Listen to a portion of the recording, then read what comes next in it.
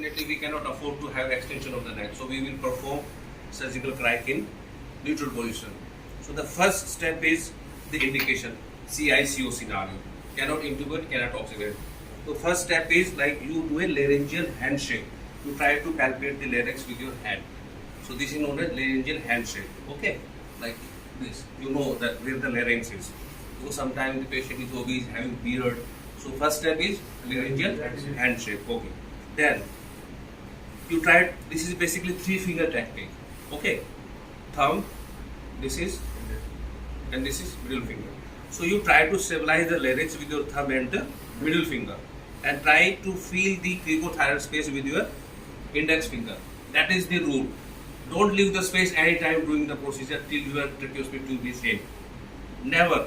Just keep the finger, all of 3 in the same position. So stabilize the larynx, feel the cricothyroid space. Once you feel it and you are sure, then because this is an emergency situation and it is a matter of seconds, minutes, you give a vertical incision, right? Approximately 1 inch, I am saying 1 inch, no 1 centimeter, 1 inch incision, vertically, transverse both you can give, but usually vertical is recommended. Okay, so starting from the tip of the larynx, that is the thyroid cartilage, deep to the cricoid cartilage, you give a incision.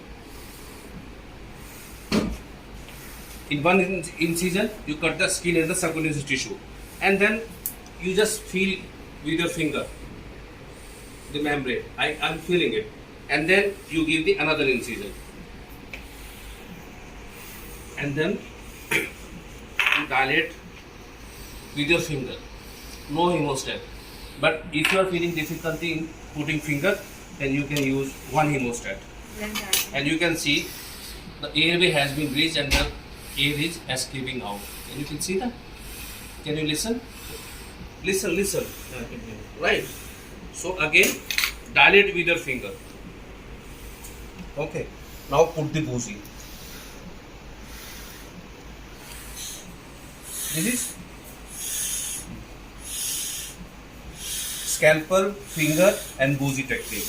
And over the boozy, slide the tracheostomy tube. And move back. And confirm with you